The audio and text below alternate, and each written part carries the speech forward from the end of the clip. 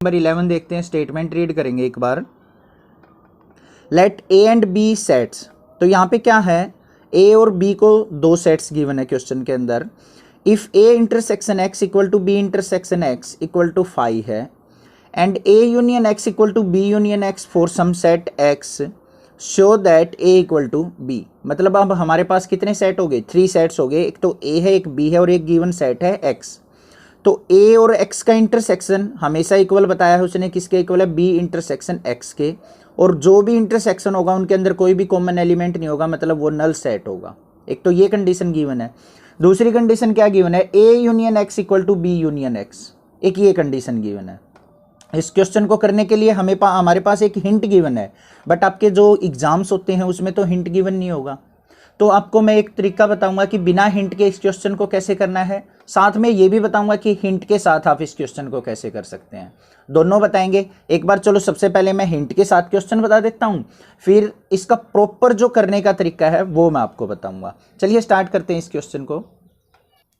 सबसे पहले क्या लिखेंगे, जो चीज गिवन है, गिवन में क्या है हमारे पास, A intersection X equal to किसके गिवन है, बी इंटरसेक्शन एक्स, और वो किसके इक्वल है, 5 के इक्वल। एक तो ये कंडीशन गिवन है। दूसरी कंडीशन क्या गिवन है, A union X equal to किसके गिवन है, बी यूनियन एक्स। ये दोनों चीजें क्या है हमारे पास गिवन है। प्रूव क्या करना है, ए इक्वल टू बी के शो करना है हमें, ठीक है। गिवन जो है इसका आपको ध्यान रखना है, आगे क्वेश्चन के अंदर प्रॉपरली यूज होगा इसका।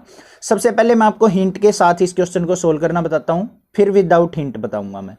यहां पे देखो हमें गिवन क्या है हिंट के अंदर, जो फर्स्ट हिंट गिवन है, A equal to A intersection A union X, ये हिंट गिवन है। अब इस हिंट का यूज करके हम इस क्वेश्चन को सोल्व करते हैं। यहां पे देखो ए यूनियन एक्स किसके इक्वल गिवन है, बी यूनियन एक्स के। तो यहाँ पे ए यूनियन एक्स की जगह में क्या पुट कर सकता हूँ, बी यूनियन एक्स। तो A equal to A intersection B union X, कोई प्रॉब्लम नहीं है। अब इस पे क्या लगाएंगे, डिस्ट्रीब्यूटिव लॉ, उसने लिख भी रखा है, डिस्ट्रीब्यूटिव लॉ लगाएंगे इस पे। तो क्या होता है distributive law, A equal to A intersection किसके साथ करेंगे, बी के साथ। ए इंटरसेक्शन बी, बीच में सिंबल क्या है, यूनियन का। A intersection X, A intersection X, ठीक है। तो A equal to A intersection B को एज इट इज रखो, यूनियन किसके साथ, A intersection X. A intersection X की वैल्यू क्या है, 5, तो यहाँ पे क्या आ गया, 5। तो A equal to A intersection B का अगर किसी नल सेट के साथ यूनियन करते हैं तो सेम एज इट इज वही सेट आ जाएगा, ए इंटरसेक्शन बी। ये आ गया हमारे पास इक्वेशन नंबर फर्स्ट, ठीक है। अब चलते हैं अपने सेकंड हिंट के पास। सेकंड हिंट में क्या गिवन है हमें, B equal to B intersection B union X, ये गिवन है। अब यहां पे क्या करेंगे, बी यूनियन एक्स की जगह क्या पुट कर लेंगे, ए यूनियन एक्स जो गिवन है। तो b equal to B intersection A union X. अब दोबारा डिस्ट्रीब्यूटिव लॉ लगाओ, तो b equal to B intersection A, symbol किसका आएगा साथ में, यूनियन का, b इंटरसेक्शन x। आपको डिस्ट्रीब्यूटिव लॉ पता होगा कैसे लगाते हैं, एक छोटा सा हिंट बता देता हूं मैं। यहां पे जैसे मान लिया b की जगह क्या है, 5। इस तरीके से कोई क्वेश्चन गिवन हो, 5 मल्टीप्लाई 2y प्लस 6z, तो इसको कैसे लिखते हैं, 5 की मल्टीप्लाई 2y के साथ 5 मल्टीप्लाई 2y प्लस में 5 मल्टीप्लाई 6z। तो जो बाहर हो उसकी दोनों के साथ क्या लिखेंगे, इस सिंबल के साथ लिखेंगे मल्टीप्लाई करके, और बीच में प्लस का सिंबल। तो ऐसे ही किया यहाँ पे भी। यहाँ पे क्या है, मल्टीप्लाई की जगह इंटरसेक्शन है, तो b इंटरसेक्शन a, बीच में यूनियन आ जाएगा b इंटरसेक्शन x, ठीक है। अब यहां पे देखो b equal to B intersection A को एज इट इज रखो, यहां पे यूनियन किसके साथ करना है, b इंटरसेक्शन x, गिवन किसके है, 5 के इक्वल।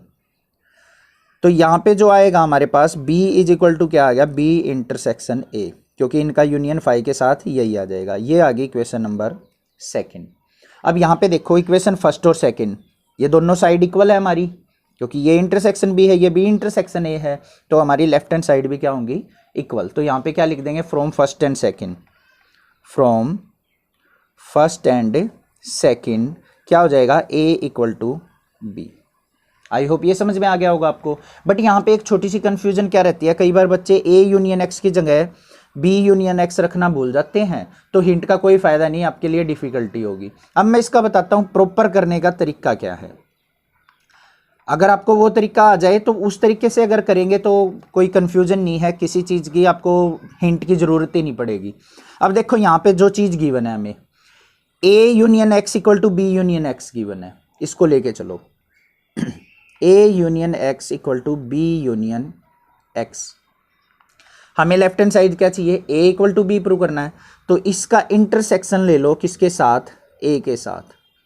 दोनों साइड क्या ले लिया हमने, ए का इंटरसेक्शन। जैसे हम 10वीं क्लास में उसमें 9th क्लास में 10th क्लास के भी प्रीवियस चैप्टर में करते आए हैं हम 10th क्लास के अंदर, कि अगर दो इक्वेशन इक्वल हो तो हम लेफ्ट हैंड और राइट हैंड साइड अगर किसी चीज़ से मल्टीप्लाई करते हैं तो दोनों साइड क्या करना पड़ता है, सेम चीज़ से मल्टीप्लाई करना पड़ता है। जैसे मान लिया एग्जाम्पल के तौर पे मैं बोल दूँ 5x + 3 इक्वल टू 6 है, मैंने यहाँ पे क्या कर दिया, इसको 2 से मल्टीप्लाई कर दिया, तो इस साइड भी किससे मल्टीप्लाई करनी पड़ती है, 2 से। तो सिमिलरली क्या किया मैंने, ए का इंटरसेक्शन लेफ्ट हैंड साइड भी ले लिया, ए का इंटरसेक्शन राइट हैंड साइड भी। बस अब कुछ नहीं करना, अब डिस्ट्रीब्यूटिव लॉ लगाना है इसके ऊपर। देखो डिस्ट्रीब्यूटिव लॉ कैसे लगेगा, ए इंटरसेक्शन ए, यूनियन का सिंबल आएगा A intersection X, A intersection X.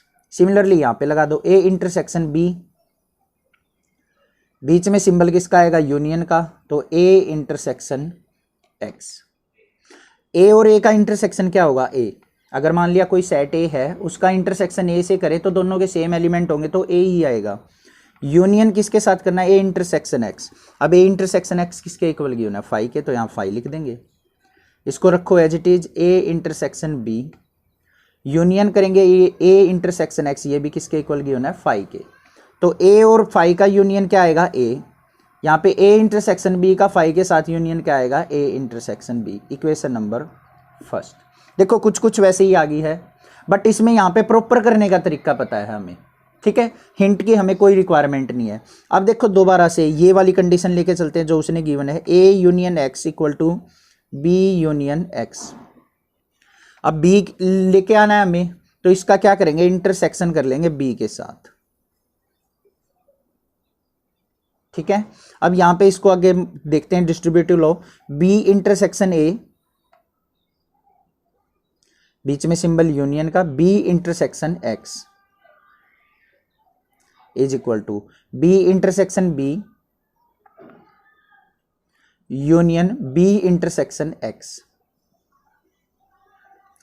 B intersection A को एज इट इज रखते हैं हम, यूनियन करेंगे किसके साथ, बी इंटरसेक्शन एक्स के साथ, और बी इंटरसेक्शन एक्स देखो क्या गिवन है, 5, तो यहाँ पे कर दिया 5।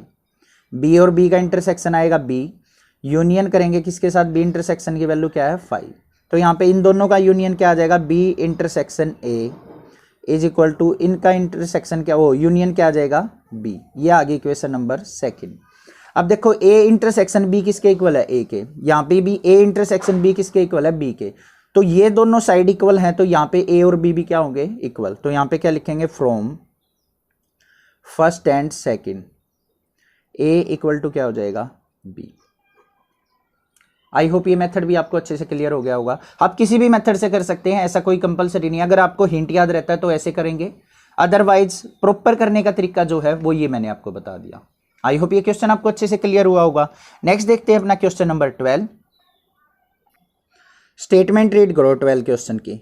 फाइंड सेट्स, हमने अपनी तरफ से सेट फाइंड आउट करने हैं, A B and C, 3 sets बनाने हैं हमें, सच दैट ए का इंटरसेक्शन अगर बी के साथ करूं मैं, और बी का इंटरसेक्शन सी के साथ करूं, और ए का इंटरसेक्शन सी के साथ करूं, तो आर नॉन एम्प्टी सेट, मतलब फाई नहीं होने चाहिए, उनके इंटरसेक्शन के अंदर कोई ना कोई एलिमेंट जरूर होना चाहिए।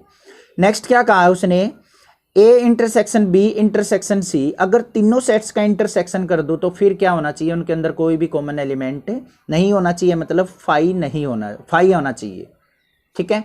आई होप ये चीज आपको क्लियर है। ऐसे सेट्स हमने क्या करने हैं, फॉर्म करने हैं। चलिए देखते हैं कैसे करेंगे इस क्वेश्चन को। सबसे पहले मान लेते हैं हम एक सेट मान लिया ए सेट। ए सेट के अंदर क्या मान लिया, एलिमेंट्स मान लिया 1 2 और 3। एग्जाम्पल के तौर पे हमने ए सेट्स के अंदर ले लिए। बी सेट के अंदर एलिमेंट्स ले लिया हमने, मान लिया 2 3 और 4। फर्स्ट कंडीशन देखते हैं पहले क्या है। जो हमारा गिवन था क्या है कि ए इंटरसेक्शन बी, यहाँ पे चेक करते चलेंगे। ए इंटरसेक्शन बी अगर देखें तो क्या आएगा, कॉमन एलिमेंट्स क्या है 2 3, इसमें भी है इसमें भी है, तो क्या आ गया 2 और 3। मतलब हमारी कंडीशन होगी फुलफिल, मतलब दोनों का इंटरसेक्शन नल सेट नहीं आया है। अब चलते हैं सी सेट के ऊपर। सी सेट के अंदर एलिमेंट मान लेते हैं हम 1 2 3 4। तो 2 को एक बार यहाँ पे अगर देखो, यहाँ पे 1 2 3 4 मान लिया एग्जांपल के तौर पे। बी इंटरसेक्शन सी लेते हैं हम, बी और सी का इंटरसेक्शन।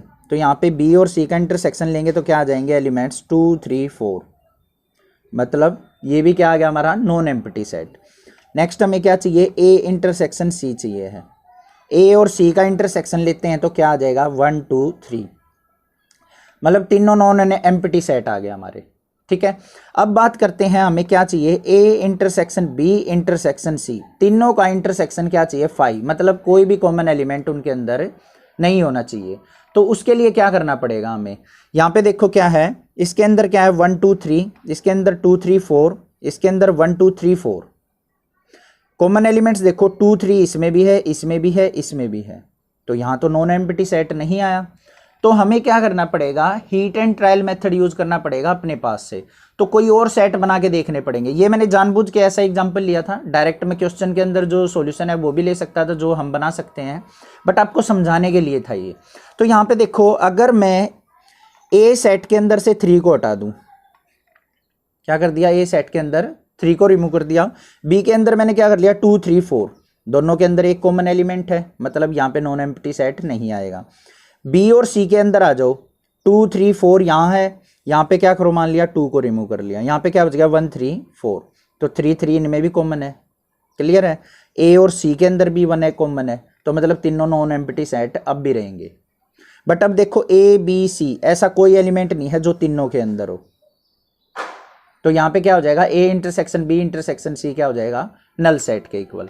इस तरीके से आपको क्वेश्चन करना है कि तीनों के अंदर तो वो एलिमेंट ना हो, बट ए और बी के अंदर हो, बी और सी के अंदर और सी और ए के अंदर हो। तो हमारे जो सेट बन जाएंगे वो क्या बन जाएंगे, ए के अंदर जो एलिमेंट्स आएंगे 1 2, बी के अंदर जो एलिमेंट्स लेने हैं वो क्या मान लिया हमने 2 3 4, सी के अंदर मान लिया क्या हो गया हमारे 1 3 4।